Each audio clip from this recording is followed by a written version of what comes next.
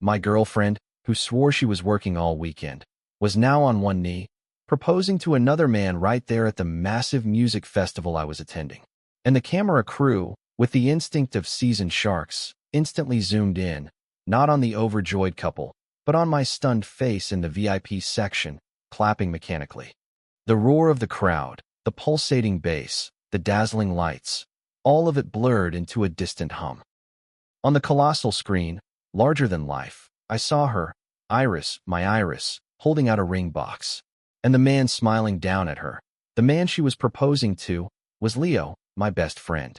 The same Leo who had gifted me 2 VIP passes, urging me to bring Iris along.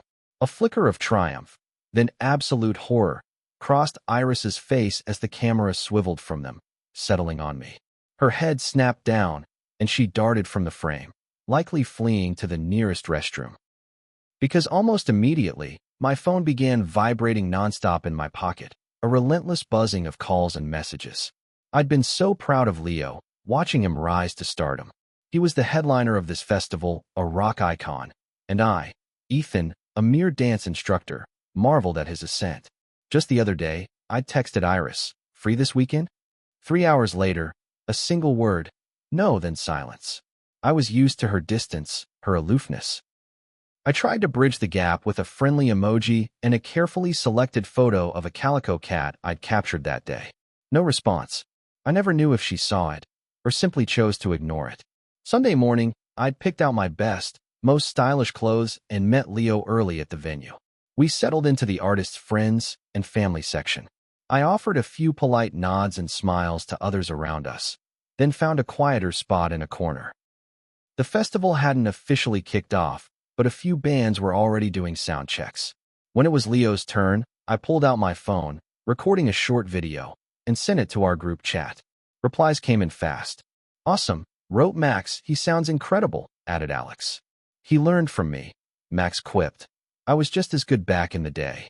Alex shot back, "Dream on." I was accustomed to their banter, so I exited the chat and opened Iris's messages. Her last text from the night before was a simple, "Going to bed." I briefly considered telling her I was at the festival, then decided against it. She disliked noisy places like this. Iris preferred quiet art galleries, classical concerts, or elegant tea parties. She always made me feel like she belonged to another era entirely. As the crowd poured in, I scanned the faces. For a fleeting moment, I thought I saw someone who looked exactly like her. I shook my head, dismissing the thought. Impossible. Iris had said she had to work all weekend. Then, the festival officially began. The music throbbed with fervent energy. I found myself swaying to the rhythm, raising my hands with the cheering masses. I'd never understood the appeal of music festivals before, but in that moment, I got it. Leo performed a series of love songs, and the entire stadium sang along in unison. A surge of pride swelled within me. At one point, Leo even looked my way, yelling, "Love you, brother." It was then, amidst the vibrant chaos, that a cry erupted from the crowd. "Proposal! Look, a proposal!" A truly professional cameraman instantly swiveled his lens toward the commotion. I looked up at the giant screen, and my entire body froze. The woman on one knee, holding a ring box, was Iris. The man in the white suit, smiling tenderly down at her, was Leo, my best friend, my trusted brother. I stared, every detail etched into my mind. Iris taking the ring, placing it on Leo's finger with eyes full of adoration. They embraced tightly, faces radiant with joy, then ducked out of the camera's view. My smile, plastered there moments before, solidified. I slowly sank into my seat, the surrounding sounds fading into an echo. In that instant, I, Ethan, could only watch as my world crumbled piece by piece before my eyes. I crossed my legs, my face completely blank, devoid of emotion, and began to clap for them. For some reason I couldn't fathom, the cameraman suddenly focused on me, my face magnified across the colossal screen. The blissful smiles on Iris's and Leo's faces instantly froze. Both stared at me, their shock so palpable I could see it even from a distance. As Leo's performance ended, my phone vibrated ceaselessly in my pocket. A flurry of missed calls and messages from Iris. "What are you doing here? Come backstage, I can explain. It's not what you think." Amidst the cascade of texts, I simply glanced at them, then typed 2 words, "It's over." I blocked her number and all her social media accounts. The next artist began their set. The VIP section was close to the stage, and a female rapper, Sky, in her performance outfit, suddenly squatted down right in front of me, singing and looking directly into my eyes. "Hey, handsome, lend me your hand, won't you? Dance a beat with me." Under her expectant gaze, I extended my hand.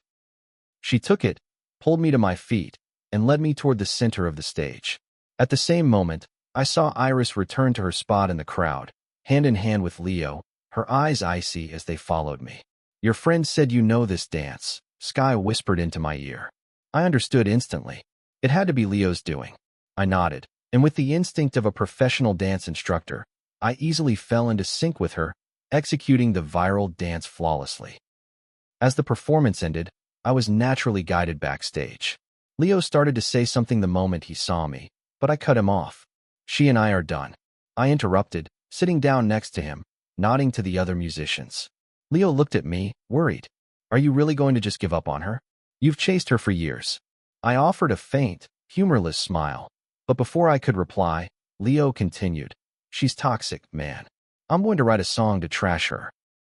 Leo's somewhat childish reaction made me laugh. He was right. I had pursued Iris for over a decade, from high school through college and into our careers. She was my entire youth. That evening, I declined Leo's dinner invitation and drove home alone. As I neared my apartment building, I saw a figure standing beneath a street lamp. Iris. Empty cigarette butts littered the ground around her feet. Seeing me, she approached. The heavy scent of perfume immediately assailed my nostrils, making me frown slightly and instinctively take a step back. She never wore strong perfume, knowing I was allergic to it. "Ethan, what happened with Leo today isn't what you think."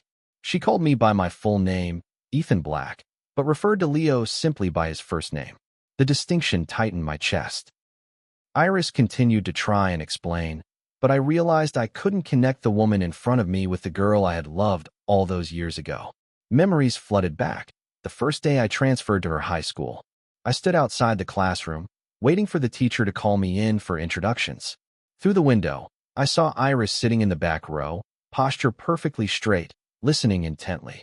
Something about her immediately drew me in, and I was captivated by her singular focus. "New student, Ethan Black, come in." I started, breaking from my daze, and walked into the classroom, bowing slightly. "Hello, everyone, I'm Ethan Black." The teacher said, "You can sit next to the class president." I followed his pointing hand to the empty seat right beside Iris. Only one thought resonated in my mind. So she's the class president. After school, as I was still organizing my things, someone tapped lightly on the classroom window. I looked up and saw a bright-faced boy smiling at Iris. "Iris, want to grab dinner tonight?"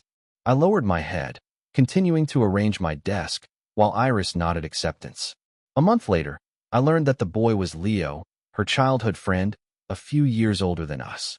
At that time, Iris and I were just classmates, occasionally helping each other with homework. Things continued that way until one evening. After I finished my cleaning duties and was leaving school, a group of older students blocked my path in an alley. "What do you want?" I asked warily. "Heard your family's rich, huh?" They were a head taller than me, surrounding me, cutting off any escape. I had no idea how to get away. "Don't worry," one of them said. "Just hand over the money, and we'll be done." Just as I reached for my wallet, Iris appeared, her voice firm. "What are you doing?" The boys looked up. Beside her were 2 others, a boy and a girl. After they showed up, the group quickly dispersed. I clutched the money in my hand and whispered, "Thank you." Iris just smiled, and Leo clapped me on the shoulder. "No problem.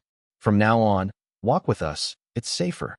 I still vividly remember Leo's carefree smile. From that day on, our close-knit group formed.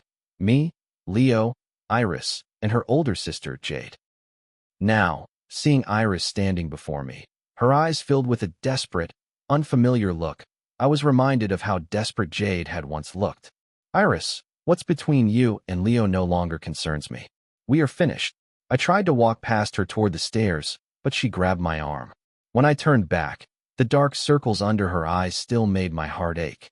A part of me still pitied her, but I clenched my jaw, forcing myself to be clear-headed. Ethan, don't make such a big deal out of this. I pulled my arm away. It was still unbelievable that she thought I was just being childishly angry. I'm not making a big deal out of it, Iris. We're breaking up. I turned and stepped into the elevator, without looking back. As the doors closed, I knew it was truly over between us.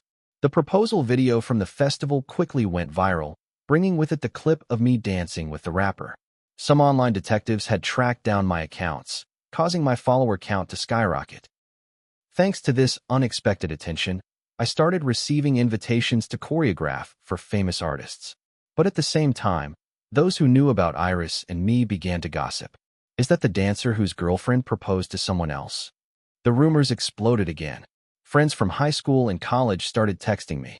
Even Leo sent a message, asking if we could meet.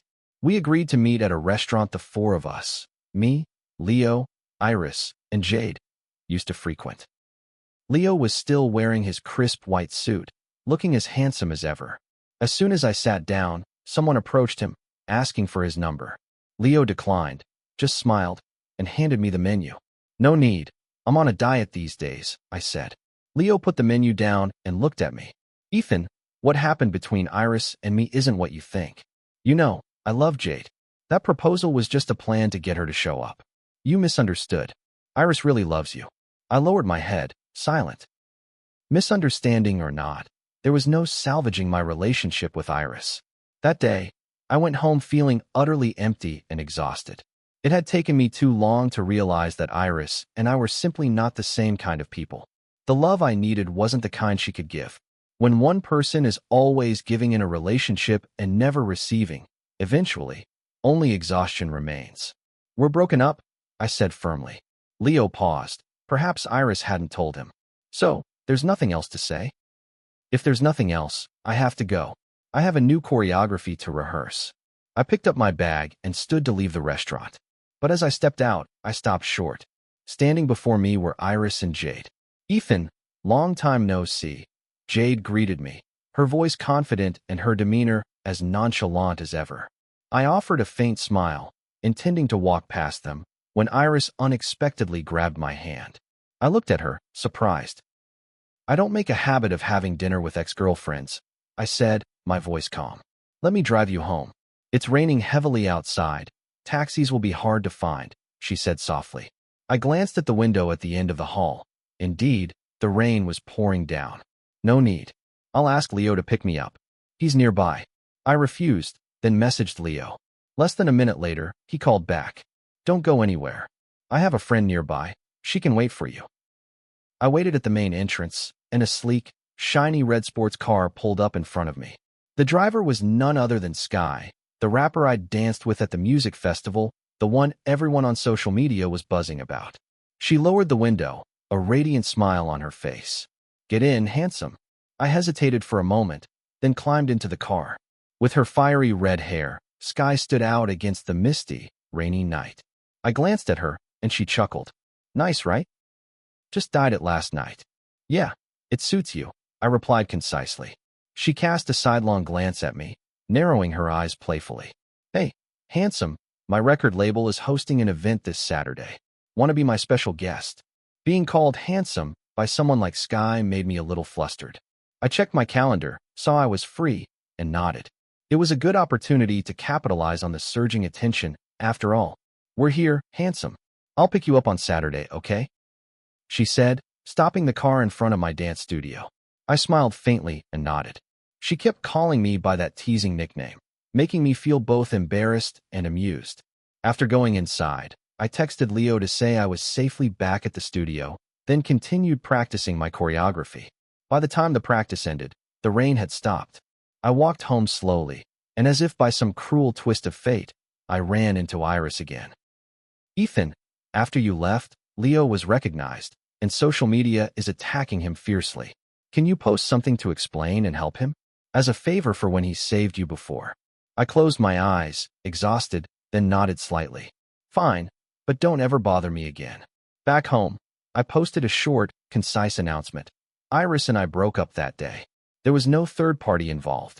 Done. I tossed my phone aside, removed my makeup, and sat blankly in front of the mirror. Despite trying to hold them back, tears streamed down my face. Lying on my bed, memories of Iris's confession suddenly flooded back.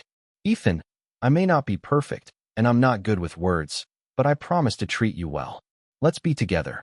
It seemed so ridiculous in hindsight. I shook my head, trying to push all those images from my mind.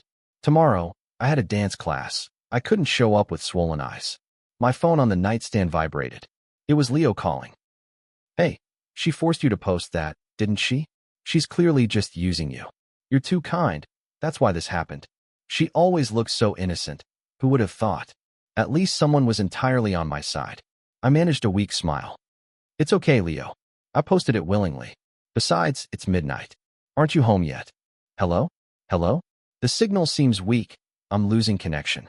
Goodbye. I looked at my phone, disconnected the call, and sighed.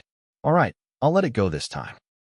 The next morning, when I drew open the curtains, I saw Iris standing downstairs again. She was holding something, a bag of breakfast. So she still had time to bring me food. I decided to put on my most formal business attire and spray a little cologne. A fleeting memory surfaced. Our first date. I'd worn a new shirt and cologne. Back then, she'd frowned, her voice cold. Who do you think you look like? The perfume is too strong. It's giving me a headache. Don't do that again. I don't like you this way. Look at Leo. His faint scent of soap is much more pleasant. Her words still echoed in my mind like an unhealing wound. Indeed, when I stepped downstairs, Iris immediately frowned. Ethan, why are you dressed like that? I told you, you don't look good this way. I looked at her from head to toe. What I wore was none of her business. Perhaps Iris hadn't expected me to speak back like that. A moment later, a young boy from the building walked by, taking out the trash. Wow, mister, you look so cool today. Thanks. You look cool too. I replied, winking.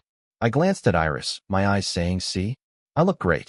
I didn't mean you looked bad, she said defensively. Just that it would scare the students. At that moment, I wanted to slap myself. How could I have ever found this woman endearing? The bright red supercar pulled up again. Sky stepped out, took off her sunglasses, and raised an eyebrow at me. Need a ride, handsome? Get in. I followed her to the passenger door, and she opened it for me. After you, handsome. Sky's playful actions made me chuckle. Just as I was about to get in, Iris blocked my way. Ethan, who is this person? Who she is doesn't concern you. Or is it because of her that you won't come back to me? Her eyes welled up as she spoke. I scoffed. You are truly audacious. Can you please move? I need to take this lovely lady to work. I slid into the passenger seat. Sky quickly closed the door. Iris tried to stop us, but after Sky said a few words, Iris's face fell, and she stepped aside. Sky put her sunglasses back on, her demeanor dramatic, and got into the car. Very satisfying, handsome. What did she promise you to do that? I asked. She replied. She said if I made you happy, my next choreography contract would be sealed. Sky looked at me with puppy dog eyes. All right, I'm very satisfied. You're the best, handsome. Sky reversed, deliberately brushing past where Iris stood. What did you say to her just now? I asked. I told her to wake up and stop bothering you, she said. Sky drove me to the studio. As soon as I got out, a student tugged at my arm. Teacher, you look so different today. I knelt to her level, a little embarrassed. Different how? You look so handsome today. The most handsome ever. Tears nearly welled up. I held them back, smiled, and took Sam's hand as I stood. Seeing her mother behind her, she said, Mr. Black, you look wonderful today. Thank you, I replied. Come on, Sam, say goodbye to your mom. Let's go inside. Bye, Mom. I led Sam into the studio, and my colleagues greeted me with the same remark. Ethan, you look great today. I smiled throughout the day, holding on to that smile until the very end. After sending off my last student, I tidied up and walked out of the studio, only to see Iris, Jade, and Leo standing right by the door. I turned back inside, but Leo, wearing a mask, lunged and grabbed me. Let go. I yanked my arm away, frowning at all three of them. Ethan, don't be so ungrateful. Iris treated you well. How could you break up with her? Iris accused. Do you think you're her father? Why do you care so much? I retorted. As soon as I said that, Iris and Jade stepped forward. Jade held Iris back, while Leo retreated. Jade said coldly, Ethan Black, apologize. Her voice was threatening. My sister doesn't hit men, but I do, and I'm not afraid to. Whether you were her boyfriend or not, I will hit you. I looked at Leo's doting expression and couldn't help but roll my eyes in disgust. Jade, Iris stepped in front of me, making me take a step back. Ethan Black, a good woman like my sister, you'll regret losing her for the rest of your life, she snarled. Leo, standing beside them, chimed in. That's right. Ethan, Iris is a very good girl. I curled my lip into a cold smile. So what am I? Part of your sick, twisted love triangle? If she's so good, why don't you two just fall in love? You three are all crazy. Please, line up and get out of my life. All three of you. All three stared at me, disbelieving what they'd heard. Jade clenched her fist, about to lunge and punch me, but Iris held her back. I pointed to the surveillance camera on the hallway ceiling, then looked at each of them. See that? If you don't want to go back to jail, then get out of my life. All three of you. Jade seemed to snap, her eyes red, screaming, I'll kill you. She lunged, looking as if she were on drugs. I immediately ran back into the studio, locked the door tight, and called the police. While I waited, Jade continued to throw things at the security camera outside, cursing wildly. Only when the police arrived did she finally stop. A police officer approached, asking, Are you okay, sir? Just a little shaken, I replied, then handed them the security camera footage. The officer said that if I didn't agree to mediation, the incident would be considered assault. Iris immediately interjected, pleading, Ethan, she's my sister, Jade. You wouldn't want her to go to jail, would you? Hearing that, I turned to the officer handling the mediation, my voice firm. I do not agree to mediation. She has caused me severe emotional distress. At that very moment, Leo, who had been silently sitting in the corner, suddenly jumped up and punched me squarely in the face before I could react. The police immediately restrained him. Sir, both of them have now assaulted me. Is that correct? I asked. Yes, the officer confirmed. Jade tried to stand up and resist, but the officer behind her pushed her back into her seat. Ethan Black, if you have a problem, direct it at me. Don't blame Leo. Fine, I said coldly. I will not agree to mediation for either of them. When I left the police station, Iris still tried to grab my arm, her voice urgent. Ethan, please agree to mediation. I yanked my arm away forcefully. Iris, are you insane? We are finished. You are the one who brought them here to corner me. If you touch me again, I will call the police again. Suddenly, she began slapping herself hard across the face, crying and screaming. It's all my fault. Please forgive my sister.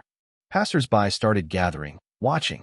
I sighed softly, then said coldly to the police officer standing nearby, Please take her into temporary custody for a while to calm down.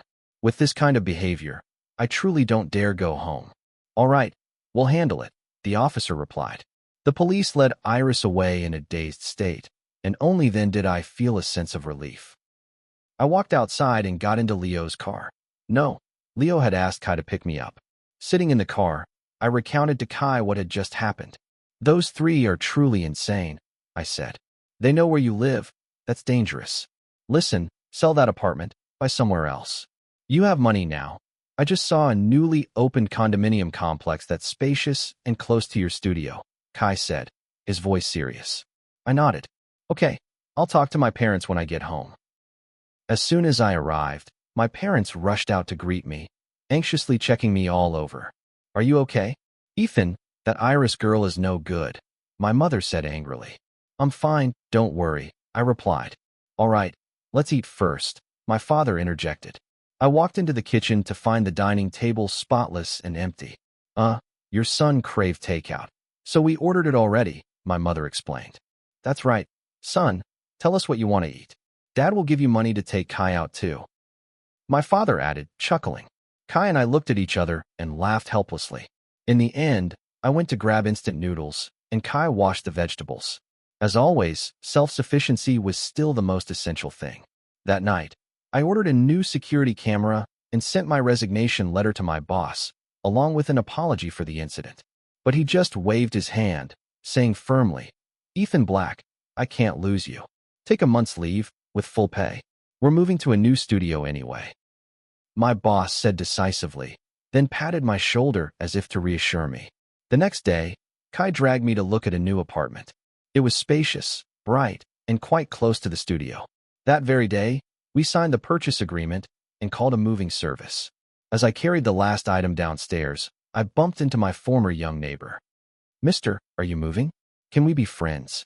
I smiled, exchanging contact information with the boy. Then I stood, gazing at the empty apartment one last time, before gently closing the door and leaving forever. Once the new apartment was neatly arranged, I lay down on the bed, intending to rest for a bit, when my phone rang. It was Sky. "Hey, handsome. I'll pick you up tomorrow, okay? Dress rehearsal is tomorrow noon, and the main show starts in the evening." I closed my eyes briefly, remembering I had agreed to participate in her company's performance. The next morning, as I stepped downstairs, Sky's red supercar was already parked outside. "How did you get here so fast?" I asked. "Didn't Kai tell you? I live in this building too, handsome." Perhaps Kai had mentioned it, but not specifically that it was her. "Today, I'll probably need you to dance with me again, just like at the festival, okay?" "No problem." When we arrived at the venue, Sky and Kai were sharing a dressing room. Kai's eyes widened when he saw me. "Hey, Ethan Black, what are you doing here?" I pointed at Sky. "I'm her special guest." Sky tossed her chin triumphantly, while Kai leaned back in his chair, letting out an annoyed laugh. "My special guest? What makes you so special?" "I ordered you some takeout. It's delicious, handsome," she replied playfully. "Hey, Sky, don't tell me you have a crush on my brother," Kai teased, and the atmosphere immediately became tense. Both Sky and I looked at each other in silence. I remembered the young neighbor saying he was a fan of Sky, and the words she had said to Iris. "Ethan Black is allergic to perfume. You don't even know that. What kind of girlfriend is that? Get lost." Then Sky smiled and replied casually, "That's right, I like him." Kai's eyes widened, looking from her to me. "Look at him. She clearly has bad intentions." "Kai, it's your turn to perform," someone called. "Sky, wait until I get back. I'll get to the bottom of this. Don't touch my brother while I'm gone." Sky feigned an innocent expression. "Yes, bro." After Kai left, she leaned back in her chair, arms behind her head, returning to her usual confident self. "Hey, handsome, can I like you? What if I say no? If you say no, I'll secretly like you until you say yes." She looked directly into my eyes, her gaze so bright I had to turn away and look at my phone to escape. "You won't say no, will you, handsome?" She tugged lightly at my sleeve, her voice soft. "Sky, you're acting like a puppy." "Well, I just want to be handsome's puppy, bro." Just then, a staff member opened the door, stopping dead in their tracks upon hearing that. Sky closed her eyes as if accepting her fate. "All right, I understand. You just want to be handsome's puppy, right?" The staff member repeated, then immediately closed the door and ran off. Immediately after, laughter erupted in the hallway. "See? Now the whole team knows. What do we do now, puppy?" I said helplessly. "No way around it, handsome," she said, shrugging with a laugh. A moment later, Kai returned, his face flushed with anger. "Sky, explain yourself. What do you mean?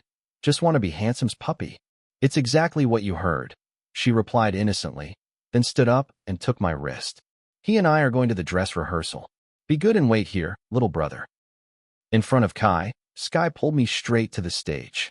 "Hey, handsome, wait for me a bit. When I sing, 'Handsome, lend me your hand, won't you? Dance a beat with me. I'll walk over to you. Then you just need to reach out your hand, and we'll dance together.'" "Got it," Sky said, illustrating with actions. "Got it," I replied, standing at the edge of the stage, observing.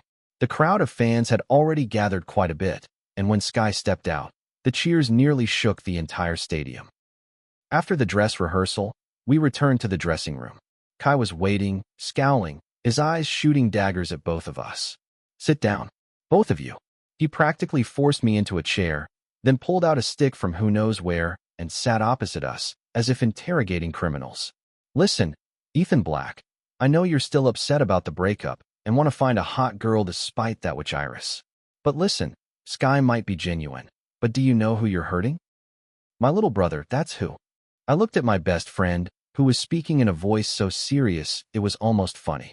"Kai, I'm right here," I said. Sky crossed her arms, raising an eyebrow.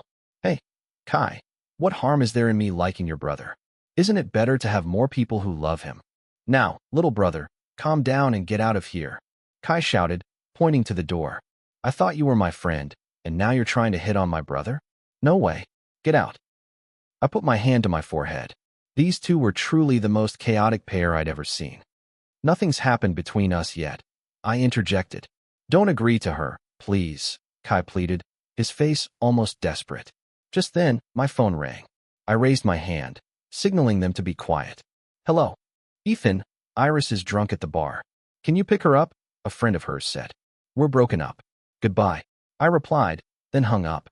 But as soon as I put the phone down, it rang again. I hung up. They called again, repeatedly, until I blocked all of her friends' numbers. Who was that? Kai asked. Iris's friends. They cling like leeches, I sighed. This time, I completely agreed with Kai. After Sky and I rehearsed twice more backstage, the main show was about to begin. I changed into my costume, had my makeup touched up, then stood in the wings, watching Kai perform. On stage, he was a completely different person, full of energy, charismatic, and explosive. Hey, handsome, do you have any idols? Sky asked, standing next to me. The question made me pause. I used to, but after being with Iris, I gradually focused only on real life. So now? She asked, curious. The music was too loud, so I leaned close and whispered into her ear. Actually, being a fan is great too. Look at them, the fans. They pour all their passion into the artists they love. Sky smiled. Yeah, that's why we have to give them back all our enthusiasm. When Kai came off stage, his shirt drenched in sweat, I handed him a towel. Sky was getting ready to go on. I took a deep breath, adjusted my outfit one last time. Don't worry, brother, just dance like normal, Kai said, patting my shoulder. Got it, I nodded. As I stepped onto the stage, I suddenly understood why Kai always had two versions, a normal Kai and a stage Kai. It was a magical feeling. For the first time in my life, I felt dancing was so much fun. Even though no one in the audience was there for me.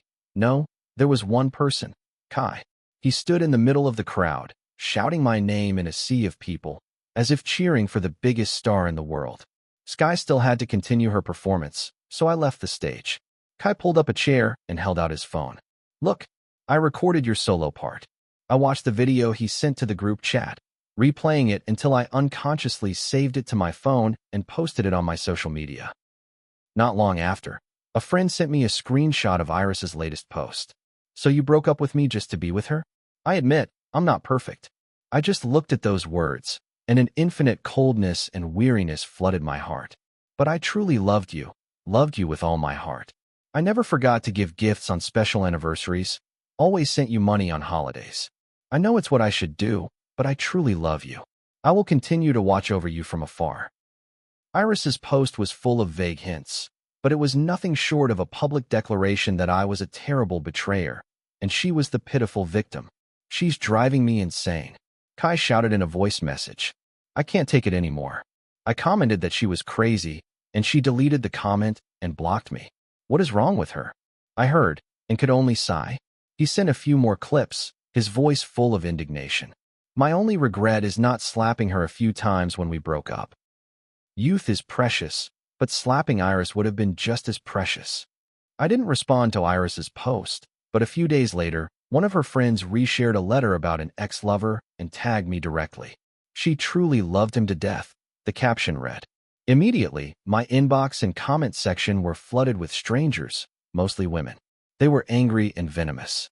Just looking at his face, you can tell he's the betraying type. Poor girl, he should find someone who appreciates her more. He seems decent. Who knew he was like this? I wonder how much a man like that costs for a night. I'm curious too. Haha, disgusting. Even Sky's comment section was attacked by a group of extreme male fans. They wrote crude things. The gift my brother gave her was worth thousands of dollars. What did she give him back? An empty box full of packaging foam? A hand-knitted wool scarf that she resold online? A few cosmetic samples? Some dried grass from the roadside? Or a few $5 transfers on holidays? Your love is so cheap. If you've said everything, why don't you return the watch, phone, and tablet my brother gave you? My brother is a good person, but I am not. I know exactly why you two broke up. Because of you and your sister's boyfriend. You two are disgusting. And to those disgusting women in the comments section, This isn't a public restroom.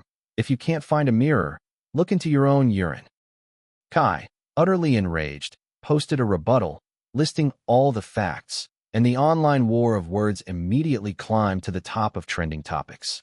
Sky reshared Kai's post, simply writing 2 words, disgusting, indeed.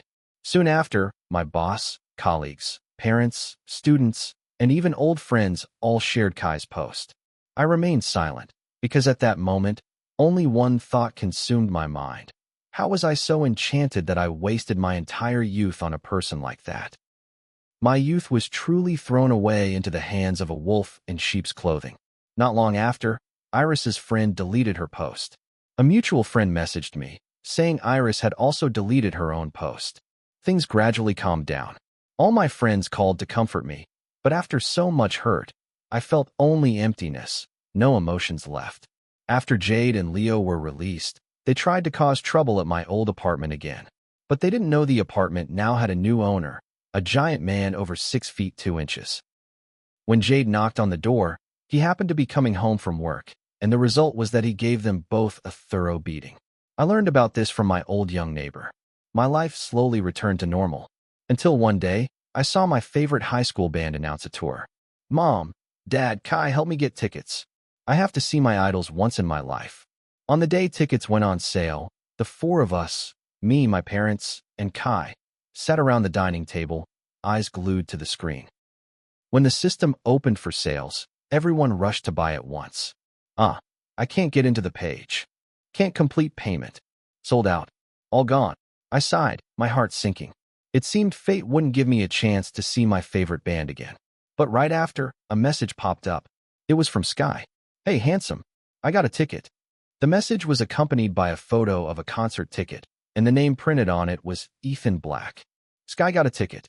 Kai exclaimed. Good heavens, that girl really has skills. Did you tell her? No, she traded your football tickets for it. What? You know how long I've wanted to see that game, but couldn't get tickets. I burst out laughing. I always knew Kai was a passionate football fan, but I was equally surprised. Didn't Sky also really want to see that concert? If you want a boyfriend, you have to sacrifice a few football tickets, right? I joked. On the flight to Las Vegas, I was surprised to see a head of fiery red hair sitting in the seat next to me. Scott, hello, handsome, she smiled radiantly. How did you? The information I exchanged for your football tickets included your flight schedule. Handsome. Her smile was so bright it made me fear her face would wrinkle up. My place is in Vegas, right near the stadium. My parents are out of town. Want to stay with me? Kai said I already booked a hotel. I know. But I just wanted to ask if you'd change your mind. I just shook my head, pulled my sleep mask down over my eyes, ignoring her hopeful gaze. Upon arrival, Sky still stayed close to me. Her striking red hair made her instantly recognizable, and fans quickly surrounded her. I waved a greeting, then quickly hailed a taxi and left. By the time the concert began, I still couldn't believe I was actually seeing my 3 idols live, the ones who had been with me throughout my 10 years of youth. A youthful dream finally fulfilled. After the show, I received a call from Sky. Handsome, the concert's over, right? I sent you my location. Let me pick you up and take you back to your hotel. I opened my ride-sharing apps. None of them worked. The subway had also stopped, so I had no choice but to walk in the direction of the location she sent. Handsome, over here. Sky waved from beside her car. As I approached, she handed me a bouquet of flowers. What's this? I thought this bouquet would go well with your outfit today. She smiled. Get in, handsome. She opened the door for me, waited for me to sit down, then gently closed it. Unexpectedly, Kai's voice boomed from outside the car via Bluetooth. Sky, seize the moment. I'm only giving you one chance to win over my brother. Sky's ears immediately turned crimson, and she stammered. Oh no, I forgot my phone was still connected to Bluetooth. While waiting at a red light, she gently poked my arm. Hey, handsome, have you thought about what I said last time? I thought about it. I think your application might be approved. Then, handsome, I am officially beginning to openly pursue you. The light turned green, she smiled brightly, and drove off. A year later, Sky and I officially announced our relationship. She always said she would go at my pace, never forcing anything. Handsome, are you really coming to the soccer match with me? I might not understand this game much, but I promise I won't fall asleep. It's okay, just having you with me is enough. Look, that's my favorite team. The match ended, Sky's team won. She excitedly rushed to hug me. The moment I hugged her back, both of us paused. Thank you, handsome.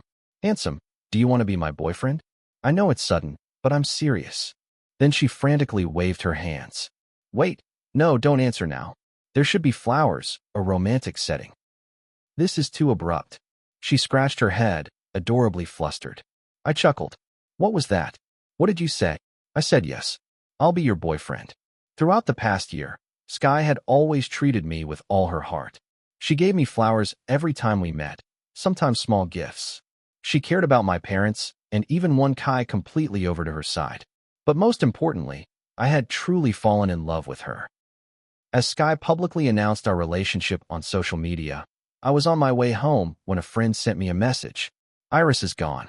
News traveled, a whisper through mutual friends, that after Jade and Leo's tumultuous marriage, the sisters' volatile dynamic had reached a tragic peak. Iris, caught in a desperate attempt to help Leo escape Jade's escalating cruelty, was involved in a fatal accident, a consequence of the unchecked rage that had always defined her sister. Are you dating anyone? The friend asked. Yes, someone who is very good to me, I replied. As for Iris, I felt only that she reaped what she sowed. And as for me, all I wanted at that moment was to continue living happily.